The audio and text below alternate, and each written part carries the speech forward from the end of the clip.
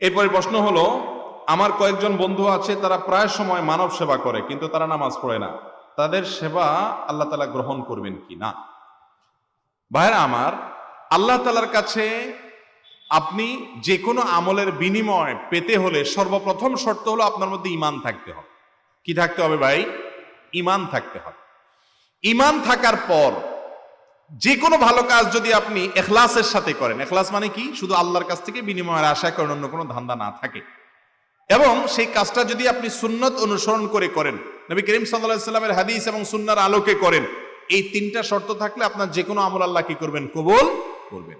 এখন একজন ব্যক্তি, সে ইমানদার, হয়তো নামাজের ত্রুটি গাফিলতি আছে, সে দেশে যদি সেবামূলক কাজ করে, মানব সেবা করে, মানুষের উপকার করে, ত্রাণ দিয়ে বেড়ায় এবং অভয় মানুষের পাশে দাঁড়ায়, অসুস্থ ব্যক্তির শুশ্রূষা করে, তাকে সেবা দেয়, চিকিৎসা দেওয়ার চেষ্টা করে, হেল্প করে, সহযোগিতা করে, তাহলে তার এই ভালো কাজগুলোর বিনিময়ে আল্লাহর কাছে সে পাবেন ওই যে তিন শর্ত যদি থাকে, ঈমান যদি থাকে, আল্লাহর কাছ থেকে বিনিময়ের আশা যদি থাকে, এবং আল্লাহ নবী সাল্লাল্লাহু আলাইহি ওয়াসাল্লামের পদ্ধতির বাইরে গিয়ে যদি না করে, হারামে যদি লিপ্ত না হয়, সুন্নাহকে অনুসরণ করে, আল্লাহ কবুল করবেন।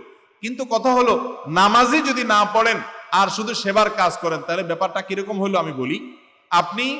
আপনার কাছে লবণ আছে, আপনার কাছে পানি আছে, আপনার কাছে হলুদ মরিচ আছে, আপনি এইগুলা সবগুলা গোলাইলেন, গোলাইলে তরকারির মতো কিছুটা হতে পারে, কিন্তু মূলত তরকারি হবে না যদি সবজি না থাকে। হবে? পাতিলে সবজি নাই, আলুও নাই, সিমও নাই, লাউ নাই, কোনো প্রকার সবজি নাই, কিন্তু আপনার কাছে সব রকমের মশলা আছে। মনে করেন আপনার কাছে পেঁয়াজ আছে, মরিচ আছে, রসুন আছে, আদা আছে, হলুদ মরিচ আছে, লবণ পানি আছে, তেলও আছে, সব কিছু আছে। আপনি পাতিলে সব দিয়ে নাড়লেন, কিছু একটা হবে এটা, কিন্তু তরকারি হবে না। ঠিক না ঠিক? কারণ আসলটাই নেই। আর আপনার কাছে যদি শুধু তরকারিটা থাকে, তাহলে সেক্ষেত্রে তেল নাই, মরিচ নাই, কোন দিক থেকে ত্রুটিপূর্ণ তরকারি হবে হয়তো। একজন মানুষ নামাজ পড়ে কিন্তু মানুষ উপকার করে না, ভালো কাজ করে না, তাহলে তার সবজিটা তার কাছে আছে কিন্তু লবণ নেই, মরিচ নেই, তরকারি হবে, এটা জাতের তরকারি না কিন্তু তরকারি হবে। আর একজনের নামাজই নেই, ইসলামের সবচেয়ে গুরুত্বপূর্ণ বিষয়, আল্লাহ সবচেয়ে বড় নির্দেশ ঈমানের পরে, সেইটাই যদি না থাকে, তাহলে বেচারার কাছে সবজিই নেই, শুধু ওই কি আছে, মশলাপাতি আছে।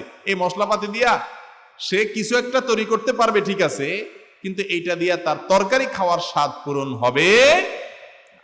কথা কি বুঝাতে পারছি? আল্লাহর কাছে কিয়ামতের দিন জান্নাত চাইবেন, আল্লাহ সন্তুষ্টি চাইবেন, অথচ মেইনটাই নিয়ে যাবেন না, তো কি লাভ হবে? আল্লাহ যদি বলেন ঠিক আছে সেবা করছো, তার জন্য এই যে তোমার সওয়াব নিয়ে যাও, লবণ মরিচ এটা সেটা নিয়ে যাও, কিন্তু আসলটা পাবা না, তাই কোন লাভ আছে? এগুলার কোনো লাভ নাই। এই জন্য সেবামূলক যারা কাজ করছেন, যেটুকু করছেন ভালো কাজের জন্য, তাদেরকে অ্যাপ্রিসিয়েট করতে হবে, উৎসাহ দিতে হবে। ভালো কাজ করছেন, ভালো কথা, কিন্তু এর চাইতে গুরুত্বপূর্ণ কাজ নামাজ। এখন আপনি নামাজ যে ভালো কাজ, এটা আপনি আজকের সমাজে মানুষকে বোঝাতে পারবেন না যে নামাজের মধ্যে কি ভালো আছে, মানুষের সেবা করলে ভালো, এটা তো আমরা বুঝি। এটাই হলো আখিরি জামানার ফিতনাগুলোর মধ্যে থেকে অন্যতম। শয়তান আমাদের কাছে যেই যুক্তিগুলো দেয়, সেগুলো যুক্তি হিসাবে আসে। আমার আল্লাহ, যিনি ভালো এবং মন্দের পুরস্কার এবং তিরস্কার করবেন, ভালোর বিনিময় দিবেন, মন্দের জন্য শাস্তি দিবেন, তিনি যেটাকে সবচেয়ে ভালো বলেছেন, তার চেয়ে ভালো কিছু হতে পারে না, আমার বুঝে আসুক আর না আসুক, এর নাম ঈমান। এর নাম কিরে ভাই? ঈমান। অতএব সেই নামাজটাই যদি না থাকে, তাহলে সেক্ষেত্রে কেমন যেন মূলটা নাই, কিন্তু সাইড অনেক কিছু তার কাছে আছে। হ্যাঁ, যেটুকু আছে সেবামূলক কাজ করুন, সেটাকে অবশ্যই স্বীকৃতি দিতে হবে। আল্লাহ তাআলা আমাদের সবাইকে শুধুমাত্র এই সেবামূলক কাজ নয়, অনেক ভাইরা আছেন, অনেক ভালো গুণ আছে, কিন্তু নামাজটাই পড়ে না। আবার অনেক লোক আছে নামাজ পড়ে কিন্তু মানুষের উপকার করে না, স্বার্থপর, নিজেরটা ছাড়া কিচ্ছু বুঝে না। এরকম মানুষও আছে না নাই? এই দ্বিতীয় টাইপের মুসলমানও, সেও ভালো মুসলমান না। আর প্রথম যে নামাজই পড়ে না, তার তো মাসাই নাই, তার আর বুধবার কি? মাসা নাই তার আর বুধবার কি, এটা বুঝেন তো?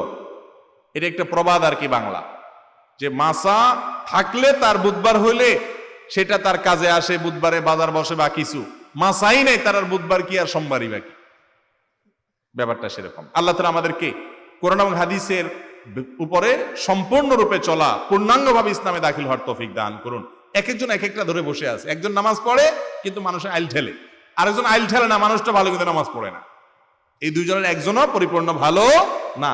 যে ব্যক্তি নামাজও পড়ে, মানুষের ক্ষতিও করে না, কারোর হক নষ্ট করে না, দুইটাই তার মধ্যে আছে, এ হলো পূর্ণাঙ্গ ভালো, আসল তরকারিওয়ালা।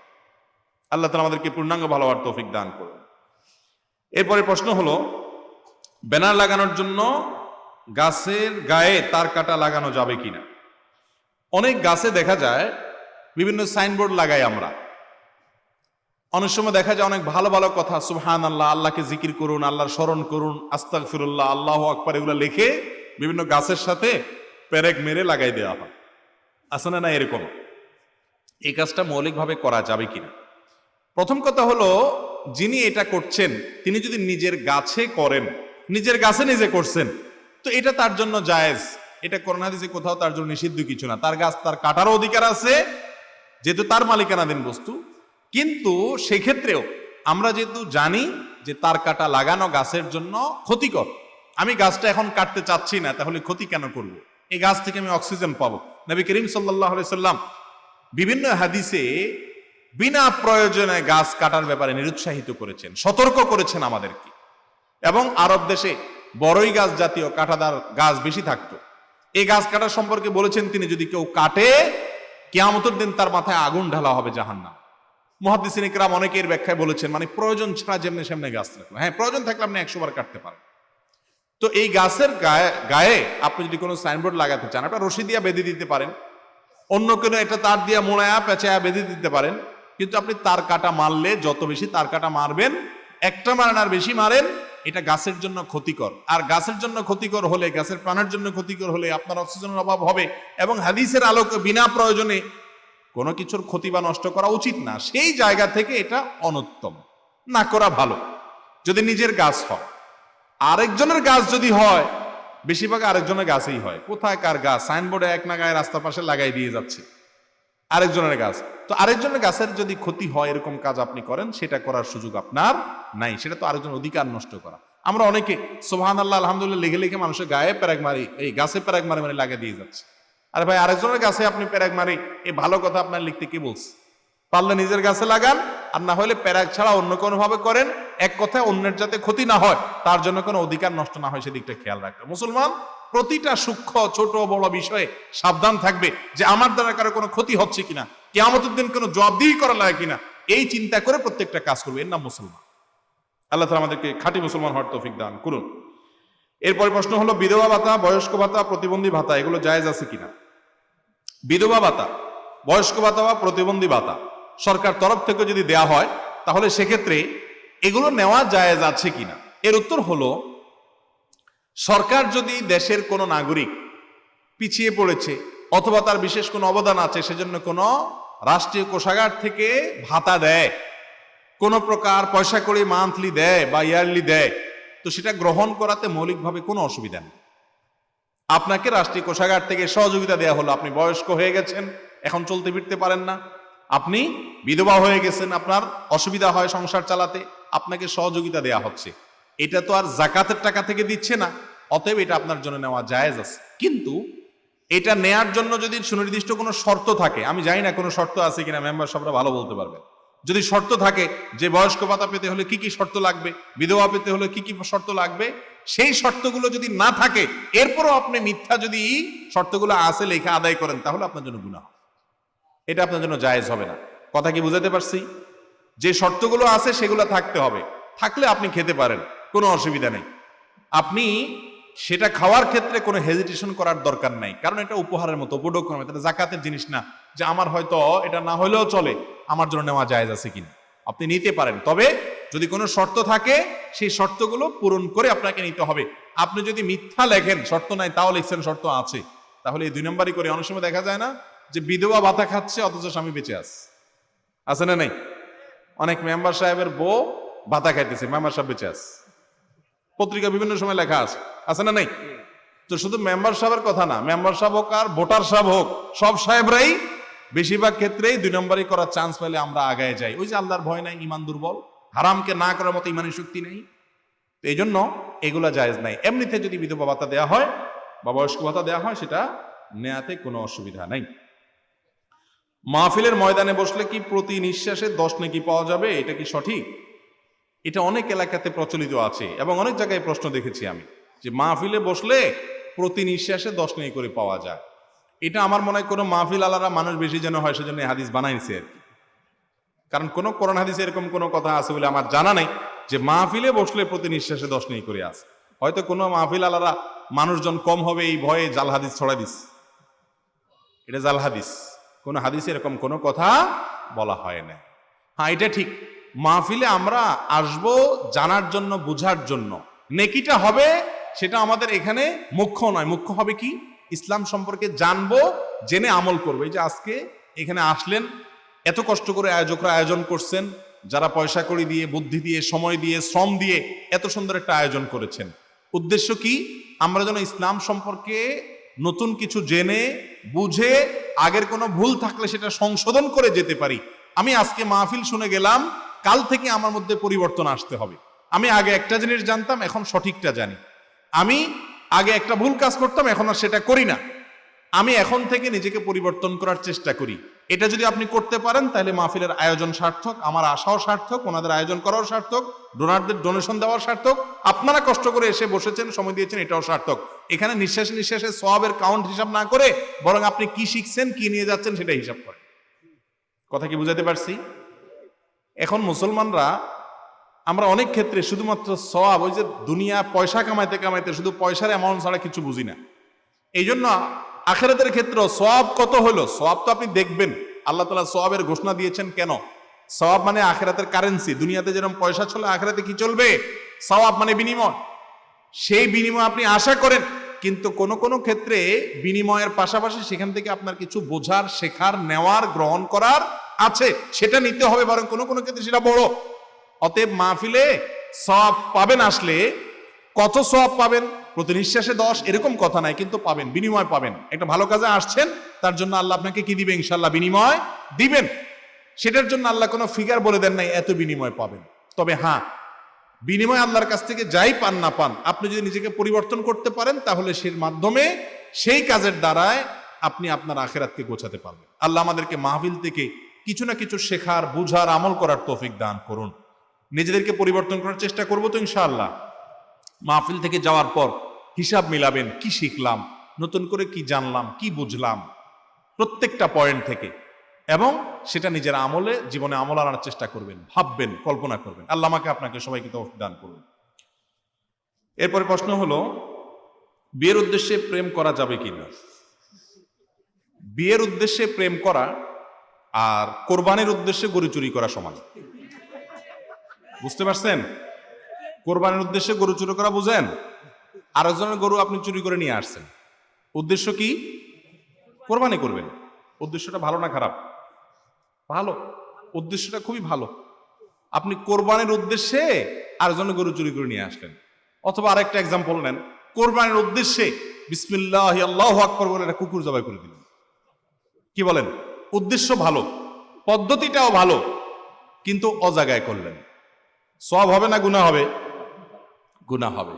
ঠিক একইভাবে বিয়ের উদ্দেশ্যে প্রেম করলে সওয়াব হবে না, বরং গুনাহ হবে। হ্যাঁ, এটা ঠিক। এই বাটপাড়ির এই সময়ে, প্রতারণার এই সময়ে বেশিরভাগ তথাকথিত বিবাহ বহির্ভূত সম্পর্ককারী, হারামে লিপ্ত পাপিষ্টরা, জেনাকারেরা মেয়েদের সাথে প্রতারণা করে, মেয়েরাও অনেক সময় ছেলেদের সাথে প্রতারণা করে, বিয়ের লোকটোপ দেয়, এগুলো সব মিছা কথা। ও ধান্দা হলো বাটপাড়ি, অবৈধ সম্পর্ক করে তার সুবিধা হাসিল করা হলো ধান্দা। বেশিরভাগই এই বেঈমানি বাটপাড়ি হয় এই জগতে, ঠিক না বেঠিক? কারণ জগৎটা তো হারাম, অতএব ওই হারামে আরাম নাই, তো 2 নম্বরই ছাড়া কিছু নেই। সেখানে কেউ যদি পাক্কা নিয়ত করে, না আমি 2 নম্বরই করে ছেড়ে যাব না, তার বিয়েই করব, এবং সত্যি সত্যি সে বিয়েই করলো, তাহলে এ হলো বাটপারদের মধ্যে ছোট বাটপার, খারাপ মানুষদের মধ্যে তুলনামূলক কম খারাপ। এটাও খারাপ, কারণ সে বিবাহ বহির্ভূত সম্পর্ক করেছে। এটা কি হালাল না হারাম? আপনি কোনো মেয়েকে বিয়ে করবেন, আপনি জানেন মেয়েটা ভালো, সব দিক থেকে ভালো, আপনি বিয়ের জন্য নিজেকে উপযুক্ত করবেন, পয়সা করে কামাবেন, মোহরের টাকা জোগাবেন, এরপরে বাপকে পাঠায়, বড় ভাইকে পাঠায় প্রস্তাব দেওয়া হবেন। এটা হলো বিয়ে করার নিয়ম। যদি কোনো কারণে মনে হয় না বাপ ভাই রাজি না, এখন বেটে বলে হচ্ছে না, তো বাদ দেন। এর চাইতে কত ভালো মেয়ে দুনিয়াতে আসবে। যৌবনের সময়টা ভাইরা আমার এমন একটা সময়, ইবলিস এই সময়টাতে আপনাদের যুবক ভাইদের মাথা সবচেয়ে বেশি নষ্ট করে। বলে কি যে এইটা যদি হাতছাড়া হয়ে যায় তোর জীবন শেষ বেটা, তুই কপাল পোড়া বেটা, এটা হাতছাড়া হলে কিচ্ছু না। আল্লাহর কসম, শয়তান মিথ্যুক। আপনাকে শয়তান মিথ্যা কথা বলছে, আপনাকে ধ্বংস করার জন্য, আপনাকে জেনার পথে নেওয়ার জন্য, বেঈমান করার জন্য, আপনার চরিত্রকে নষ্ট করার জন্য, কালিমা যুক্ত করার জন্য, হারাম রিলেশনে জড়ানোর জন্য শয়তান আপনাকে বলে এইটাকে না পাইলে তোর জীবন পুরাই মিশা হয়ে যাবে। কিচ্ছু মিশা হবে না, এর চাইতে হাজার গুণ বহুত যোগ্য মেয়ে আসবে ইনশাআল্লাহ। ঠিক না ভাই? ঠিক। এই কথাটা বুঝতে একটু সময় লাগবে। 2-4টা বাচ্চা কাচ্চার বাপ মা হয়ে গেলে এরপরে বুঝবেন আগে যা করছেন সব পাগলামি ছাগলামি ছাড়া আর কিচ্ছু না। এটা বোঝার জন্য সময় লাগবে। এই জন্য নিজের বুঝে না আসলেও আল্লাহর কথার উপরে কনফিডেন্ট রাখেন, বিশ্বাস রাখেন, ঈমান রাখেন। আল্লাহ বলেছেন হারামে আপনার জন্য আরাম নাই, আল্লাহ আপনার জন্য হারামে আরাম রাখেন নাই, অতএব সেটাকে না করেন। শয়তান আপনাকে মিথ্যা ওয়াদা করে, মিথ্যা ওয়াদা করে। যারা হারামখোর বা হারাম কাজ করে তাদেরকে শয়তান কিন্তু ফুসলায়। এই কাজটা করলে তোমার বিরাট লাভ হয়ে যায়। একটা সময় সে বুঝতে পারে না, আমি আসলে লাভের চাইতে লস বেশি করছি। এই বিবাহ বহির্ভূত সম্পর্ক করে যত সম্পর্ক হয়, মনে হয় যে কপতি অবৈধ সম্পর্ককারী জেনাকাররা একজন আরেকজনকে পাইলে মনে হয় সুখের সাগরে ভাসবে। বিয়ে করতে দেরি নাই, এরপরেই তাদের ঝগড়া ঝাঁটি এবং সংসার ভাঙা শুরু হয়। ঠিক না বে? ঠিক। বিবাহ বহির্ভূত প্রেম যেটা হয়, অবৈধ ভালোবাসা যেটা হয়, এই ভালোবাসাটা হলো অলওয়েজ মেড ইন চায়না। এটা হলো সবসময় কি? Made in China. আর বিবাহের পর যে ভালোবাসা হয় এটা made in Japan. Made in Japan না বলে বলতে পারি made in Medina, made in মক্কাতুল মুকাররমা, মেড বাই কোরআন এবং সুন্নাহ। এটাতেও অশান্তি হয় না তা না, হয়, কিন্তু তুলনামূলকভাবে ওইটার সাথে এটাকে যখন কম্পেয়ার করবেন দেখবেন যে এখানে অশান্তির পরিমাণ ওইটার তুলনায় হাজারো গুণ লাখো গুণ কম। ঠিক না? ঠিক।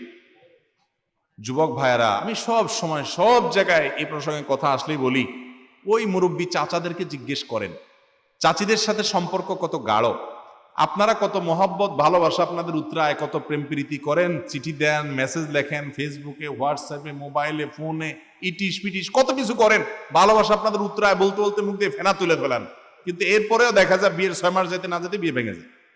ওই যে মেড ইন চায়না, টিকে না। আর মুরব্বীদের যে ভালোবাসা ছিল, যায় দেখেন সারাদিন চাচি কাজ করছে, চাচা খেতে কাজ করছে, একটু দেখাও পায় না, একটু কথা বলার সুযোগও পায় নাই, কথা বললেও দোষ মনে করতে মুরব্বীরা, কোনো চান্সই পায় নাই, ওই রাত্রে শোয়ার সময় একটু দেখা হয়েছে। কিন্তু 60 বছর 50 বছরের বৈবাহিক সম্পর্ক এখনো ওই বুড়িরে ছাড়া বুড়া, বুড়ারে ছাড়া বুড়ি, চাচারে ছাড়া চাচি, চাচিরে ছাড়া চাচা বাসেন। ঠিক না ভাই? ঠিক। তাদের ভালোবাসা অরিজিন না আপনাদের এই যুবকদের, আজকালকার যুবকদের ভালোবাসা অরিজিন? তাদেরটা বেশি অরিজিনাল না? খাঁটি না? এখন সব বেজাল আর 2 নম্বর। শয়তান মিথ্যুক, সে আপনাকে বলে না এই মেয়ের সাথে বিয়ে না করলে তোমার জীবন শেষ হয়ে যাবে।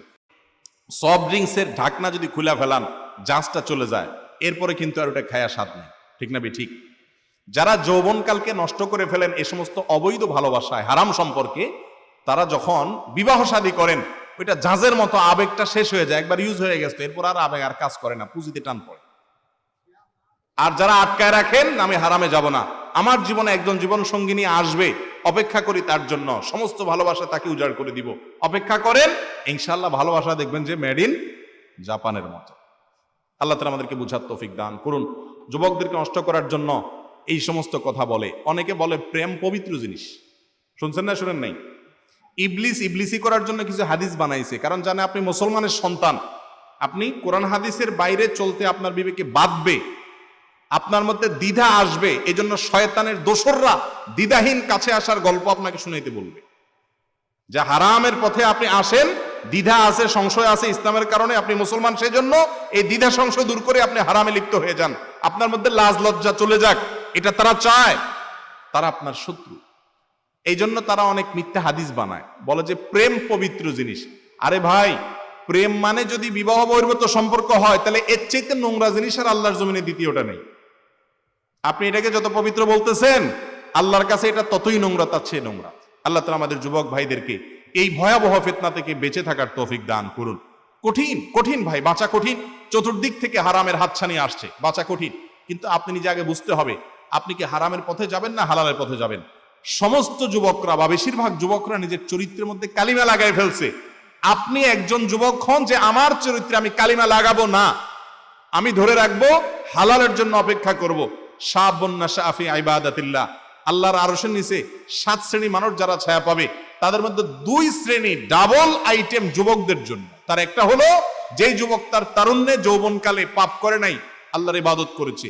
আরেকটা হলো যৌবনকালে কোন সুন্দরী মেয়ে তাকে হারামের অফার করেছে, সে আল্লাহর ভয়ে সে অফারকে ডিনাই করার মতো সৎসাহস রাখতে পেরেছে। এই 2 শ্রেণীর মানুষকে আল্লাহ তাআলা আরশের নিচে ছায়া দিবেন। যুবক ভাইরা, এত সুযোগ আল্লাহ তাআলা রেখেছেন শুধুমাত্র এই চ্যালেঞ্জিং কাজটা করার জন্য। যুবকদের অবস্থা হলো নতুন গাড়ির মতো, ব্রেক দিবেন সাথে সাথে দাঁড়ায় যাবে গাড়ি। আর মুরব্বীদের উপমা হলো পুরান গাড়ির মতো, ব্রেক দিলেও 2 হাত দূরে যায় তারপর থামবে। বুঝতে পেরেছেন? যুবকরা যদি চায় যে আমি এখন এই জায়গায় স্টপ করে ফেলবো, দাঁড়াবো, আর সামনে আগাবো না, কোন মেয়ের সাথে হারাম রিলেশন ছিল অতীত, নাম্বার ডিলিট করে ব্লক করে চিরকালের জন্য ভুলে যাব, কখনো আল্লাহ কপালে লেখা থাকলে সে ভালো হলে বিয়ে করে আনবো, আর নসিবে না থাকলে বিয়ে হয়ে গেলে যাক কতটা আসবে, শয়তানের ফাঁদে পা দেব না, এরকম যদি ফুল স্টপ করে ফেলতে চায়, যুবকরা চাইলে সম্ভব। কারণ আল্লাহ তাআলা এটা নতুন গাড়ির মতো হার্ড ব্রেক তাদেরকে দিয়েছেন। মুরব্বীরা চাইলেও পারে না, ব্রেক দিলেও আরো কিছু দূর চলে। এই জন্য যুবকদের জন্য এত অফার আল্লাহ তাআলা দিয়েছেন, কারণ তাদের জন্য কাজটা সহজ। চেষ্টা করা যেন যুবক ভাইরা ইনশাআল্লাহ। অতএব বিয়ের নিয়তে প্রেম আর কোরবানের নিয়তে গরু চুরি প্রায় এক। আল্লাহ তাআলা আমাদেরকে এই নেক্সট সূরাতে ধোঁকা, এটা বলে নেক্সট সূরাতে ধোঁকা। শয়তান বলে তোমার উদ্দেশ্য তো খারাপ না, তুমি তো বিয়ে করার নিয়ত করছো, তুমি তো ইটিস পিটিস করে বদমাইশি করার নিয়ত করো নাই, অতএব তোমার জন্য এটা হালাল হবে। এটা ইবলিসে আপনাকে বুঝাবে। ইবলিসে বলবেন যে হালাল হবে তখন যখন আমার সাথে তার ইজাব কবুল হয়ে যাবে, আগদ হয়ে যাবে, 2 সাক্ষীর সামনে বিবাহ পড়ানো হয়ে যাবে, এরপর থেকে সে আমার জন্য হালাল। তার আগ পর্যন্ত হালাল নাই। বিয়ের আগের ইটিস পিটিস ইসলাম জায়েজ করে নাই। এই যে মুরব্বী চাচারা যাদের কথা বললাম, তাদের ভালোবাসা আমাদের যুবকদের চাইতে অনেক শক্ত এবং রিয়েল ভালোবাসা। এই ব্যাপারে কি আপনাদের কারো কোনো দ্বিমত আছে? দ্বিমত করার কোনো সুযোগ আছে? আজকালকার ভালোবাসার চাইতে চাচাদের মুরব্বীদের ভালোবাসা অনেক স্ট্রং, এ ব্যাপারে কোনো সন্দেহ আছে? কয়টা বিয়ে ভাঙছে তখন খবর নিয়ে দেখেন। চাচি এখনো চাচা ছাড়া বাঁচে না, কি পাগল! পরকীয়ার কথা তাদের মাথায়ও আসেন, এত ভালোবাসা। বাসায় খাবারও ছিল না, হয়তো চাচা সারা বছর একটা শাড়িও দিতে পারে নাই, তারপরও ভালোবাসা এত প্রগাঢ়। আর আপনি সারাদিন চাইনিজ নিয়ে খাওয়ান, বাদাম খাওয়াইতে খাওয়াইতে ফকির হয়ে গেছে, তারপরেও টিকে না। ঠিক না বেঠিক? আর ওই মেয়েটা সাজতে সাজতে সাজতে সাজতে নিজের মানে শরীরের উপরে ময়দার স্তর ফেলাই দিছে, তারপরেও টিকে না, আপনার মন পায় না। ঠিক না বেঠিক? কারণ হচ্ছে মেড ইন চায়না তো 2 নম্বর জিনিস। তো বিয়ের আগে যত সম্পর্ক আছে এগুলো সবগুলো মেড ইন চায়না, এগুলো টিকে না। এইগুলোর ট্রেনিং যারা আপনাদেরকে দেয়, দেখবেন 5 নম্বর বিয়ে হয়েছে। কয়দিন আগে এটা শুনলাম, পত্রিকায় লেখছে যে 5ম বিবাহ হলো তার। বিয়ে কয়দিন পর পর ভাঙে কি স্বাদের চোটে? তাইলে আপনাদের রিয়েল ভালোবাসা চান, জীবনের তরে হারাম রিলেশনকে না করে দেন। যুবক, আমি হালালের জন্য অপেক্ষা করি। হিম্মত করা যাবে না ইনশাআল্লাহ? যদি হালালের জন্য অপেক্ষা করেন, একজন সৎ জীবন সঙ্গিনী জীবনে খুঁজে নিতে পারেন, রিয়েল ভালোবাসা কাকে বলে, কত প্রকার কি কি, সেটা আপনি পাবেন। ওই প্রেমটা পবিত্র হবে যেটা বিবাহের পর হবে ইনশাআল্লাহ। চেষ্টা করবেন না? আল্লাহ আমাদের সবাইকে হেফাজত থাকার তৌফিক দান করুন। কসরের নামাজের একামত আছে কিনা, কসরের নামাজ জামাতে পড়া যাবে কিনা? যদি কোনো মানুষ সফরে থাকে, কয়েকজন থাকেন সফরে, তাহলে তারা কয়েকজন মুসাফির হলে একামত দিয়ে জামাতের সাথে তারা নামাজ পড়বেন। কসরটা জামাতের সাথে হতে পারে, কোনো অসুবিধা নেই, বরং হওয়াটাই উচিত। 5 জন 4 জন বা 2 জন আছেন, 2 জন সফরে গেছেন, তাহলে একজন ইমামতি করবেন, একজন মুক্তাদি হবেন, 2 রাকাত নামাজ পড়বেন। এমনকি একজন মুসাফির আর বাকি সবাই স্থানীয়, তাহলে ওই ইমাম সাহেব কসর যদি তিনি নামাজ পড়ান, ইমামতি করেন মুসাফির সাহেব, তাহলে তিনি 2 রাকাত নামাজ পড়বেন, জোহর আসর এশা, আর পিছনে মুক্তাদিরা 4 রাকাত পড়বেন। অর্থাৎ তিনি সালাম ফেরানোর পরে বাকিরা দাঁড়ায় যাবেন স্থানীয়রা, তারপরেও জামাতের সাথে পড়বেন। জামাতের সাথে পড়লে 1 রাকাতে কত রাকাতে সব? 27 রাকাতের সব, 27 গুণ সব। এই জন্য এটা মিস করা যাবে না। সফর অবস্থায়ও করা যাবে, সবাই মুসাফির থাকলে সবাই কসর করবে, একামত দিয়ে করবে। আর কেউ মুসাফির, কেউ যদি স্থানীয় হয়, ইমাম সাহেব যদি স্থানীয় হয়, তিনি 4 রাকাত পড়লে পিছনে মুসল্লিও মুসাফির হলেও তিনি 4 রাকাত পড়বেন মুক্তাদি সাহেব। এরপরে প্রশ্ন, আমি জানতে পারলাম জন্মদাতা পিতা ছাড়া অন্যকে পিতা বলে আব্বু বা বাবা ইত্যাদি রাখলে তার জন্য জান্নাত হারাম। তাছাড়া আমরা শ্বশুর, চাচা, জ্যাঠা এদেরকে আব্বা বলে ডাকি, তার হুকুম কি হবে বিস্তারিত জানালে উপকৃত হবে। আদম আলাইহিস সালাম ইব্রাহিম আলাইহিস সালামকে পিতা বানিও। আচ্ছা যাক, যেটুকু বোঝা গেছে যে কোরআনে আল্লাহ বলেছেন উদউহুম লিআবাইহিম, তোমরা তোমাদের বাবার পরিচয়ের সাথে সম্বন্ধ করে সন্তানদেরকে ডাকবা অমুকের ছেলে। যে যার জন্মদাতা বাপ না তাকে তার ছেলে বলবা না, পালক পুত্র বা অন্য কাউকে সন্তান বলে পরিচয় দিবা না, এটা আল্লাহ নিষেধ করেছে। এটা আল্লাহর কাছে অধিকতর ন্যায়সঙ্গত, আকসাত। এখন শ্বশুরকে যে আব্বা বলে এটা জায়েজ আছে কিনা এই প্রশ্ন উত্তর আমরা অনেক জায়গা দিয়েছি। শ্বশুরকে আব্বা বলা জায়েজ আছে। কেন জায়েজ আছে? কারণ শ্বশুরকে যে আব্বা বলা হয় এটা হলো সম্মান সূচক ভাবে, এটা রিয়েল আব্বার নিয়তে আব্বা বলা হয় না। আপনাকে একটা ফরম দেয়া হয়েছে, সেখানে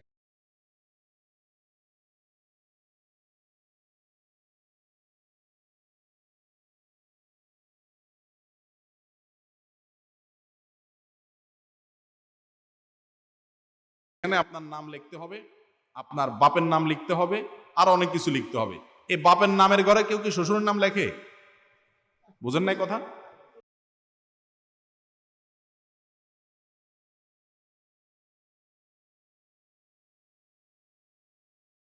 বাপের নামের ঘরে কেউ কেউ শ্বশুরের নাম লেখে? কার নাম লেখে? ও নিজের জন্মদাতা বাপের নামই লেখে। তার মানে কি, সে রিয়েল বা আসল মূলত বাপ বলতে যেটা বোঝায় জন্মদাতা, সেটা তার বাপকেই শুধু বলতেছে। আর শ্বশুরকে যে আব্বা, শাশুড়িকে যে আম্মা বলতেছে, ওটা হলো কথার কথা, সম্মানের, বউরে খুশি করার জন্য এক কথা। ঠিক না ঠিক?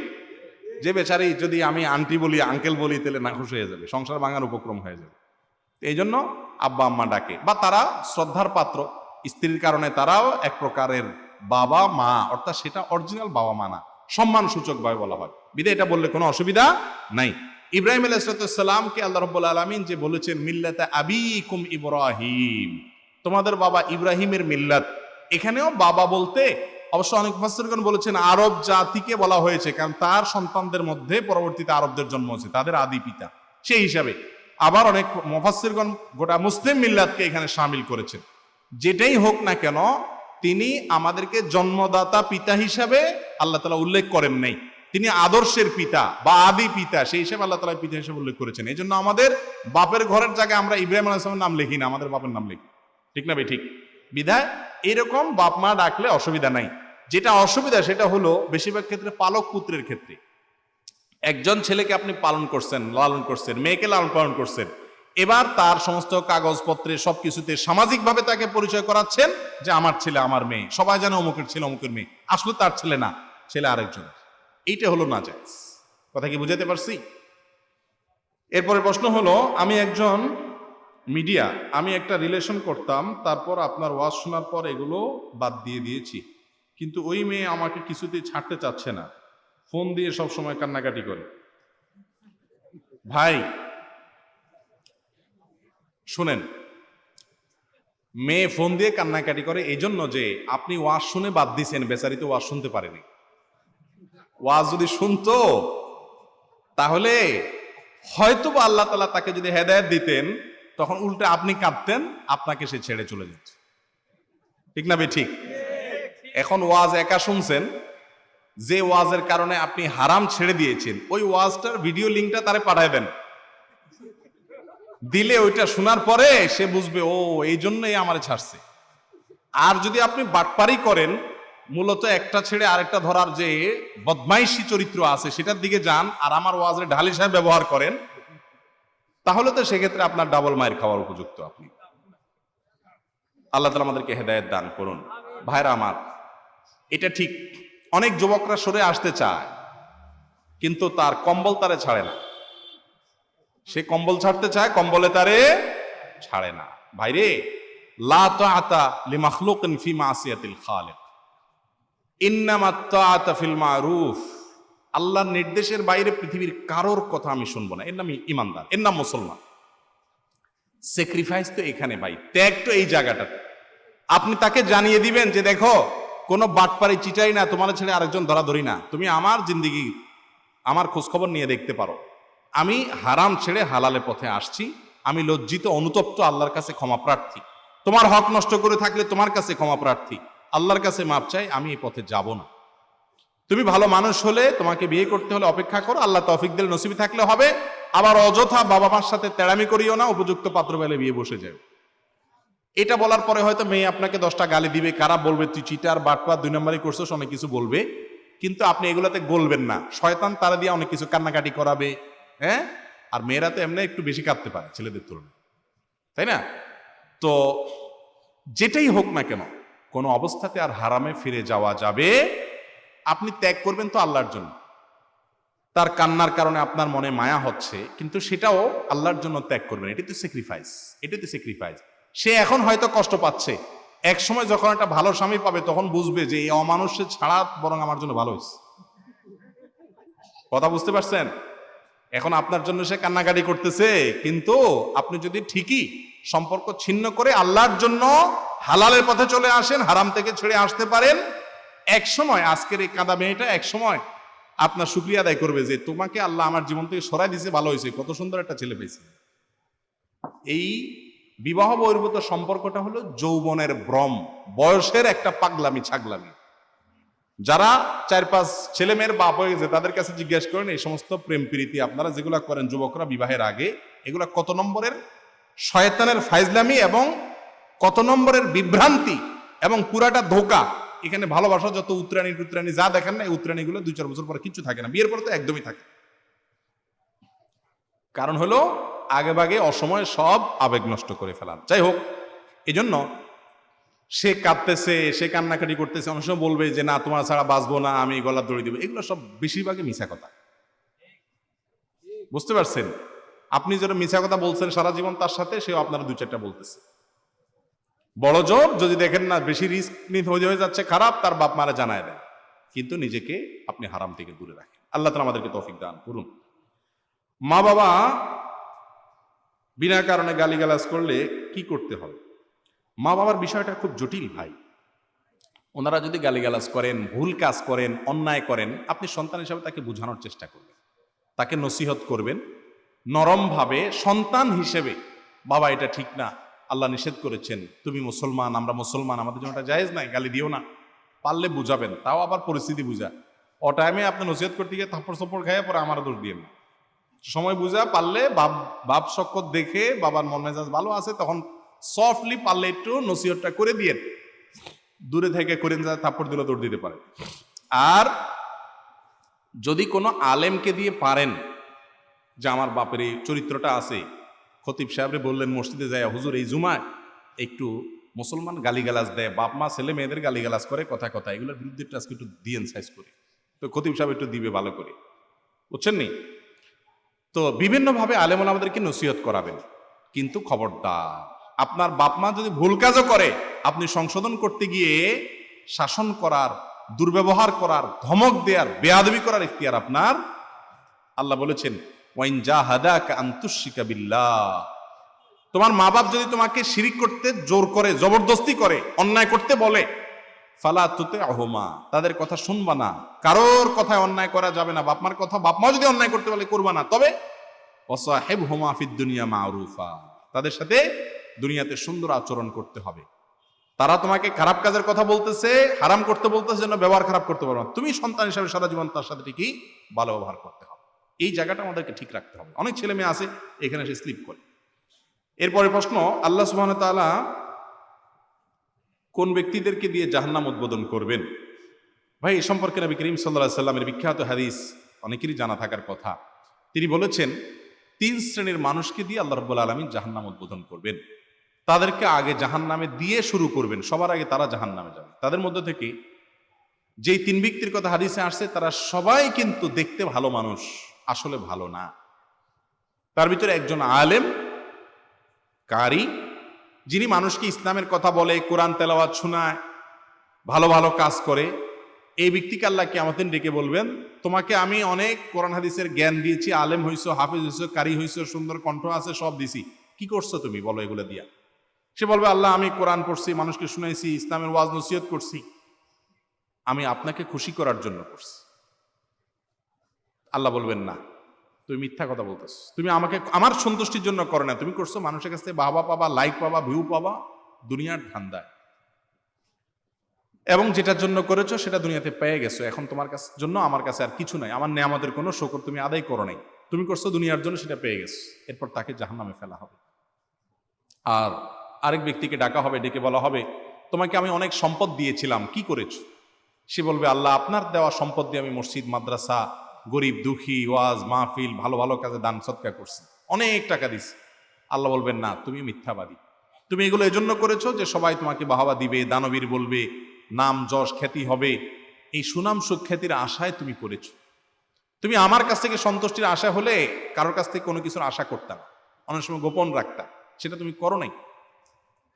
অতএব যে জন্য করেছো সেটা দুনিয়াতে পেয়ে গেছো, এখন তোমাকে জাহান্নামে নিক্ষেপ করা হবে, তাকে দিয়ে জাহান্নাম উদ্বোধন করা হবে। আরেক ব্যক্তি যাকে আল্লাহ রাব্বুল আলামিন শরীরের শক্তি সমক্ষমতা দিয়েছেন, সে হয়তো আল্লাহর রাস্তায় জিহাদ করতে করতে শাহাদাতের মৃত্যু হয়ে দুনিয়া থেকে গেছে, বাহ্যিকভাবে শাহাদাতের। তাকে আল্লাহ ডেকে জিজ্ঞাসা করবেন, তুমি কি করেছো তোমার জীবনকে? সে বলবে, আল্লাহ গোটা জীবনই তো আপনার রাহে দিয়ে দিছি, আমি মৃত্যুর মুখে পতিত হয়ে গেছি, জীবন বাজি রেখেছি, আমি শাহাদাত বরণ করেছি তোমার দিনের জন্য। আল্লাহ বলবেন, না, তুমি লড়াই করেছো বীর সাজার জন্য, যে সবাই তোমাকে বাহাদুর বলবে, বীর বলবে, হ্যাঁ, তুমি যোদ্ধা হবে সুনাম শক্তির জন্য, সেগুলো দুনিয়াতে হয়ে গেছে।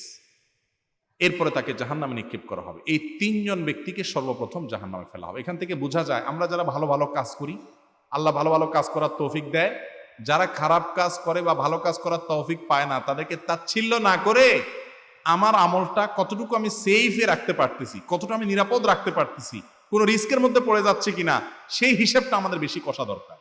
ঠিক না বেঠিক? অনেক লোক আছে নিজে একটু ভালো হলে আর দুনিয়ার অন্য মানুষকে মানুষ মনে করে না, অহংকার করে। অহংকার করার কোনো কিছু নাই ভাই। আমল করার পর সেটা যেন নষ্ট না হয়। বিশেষ করে এই যুগে তো ফেসবুকের এই যুগে, সোশ্যাল মিডিয়ার এই যুগে, ভালো কোনো কাজ করব আর ফেসবুকে সেলফি তুলে ছবি দেবো না, এটা তো হয় না। লাইকের আশায়, কমেন্টের আশায়, ভিউর আশায় এই ধান্দায় করি আমরা। আমি সহ আল্লাহ তাআলা আমাদের সবাইকে এই ভয়াবহ জায়গা থেকে হেফাজত থাকার তৌফিক দান করুন। আমার জন্য দোয়া করবেন, আল্লাহ যেন ওয়াজ নসিহত করতেছি যেন আল্লাহর খুশির জন্য করার তৌফিক দান করেন, যেন ব্যক্তি স্বার্থ, দুনিয়ার ধান্দা যেন না থাকে। আমি ইখলাসের দোয়া চাই, ওলামাদের জন্য, সবার জন্য আপনারা দোয়া করবেন, আপনাদের জন্য দোয়া করি। আল্লাহ তাআলা আমাদের সবাইকে ভয়াবহ ফিতনা থেকে বেঁচে থাকার তৌফিক দান করুন।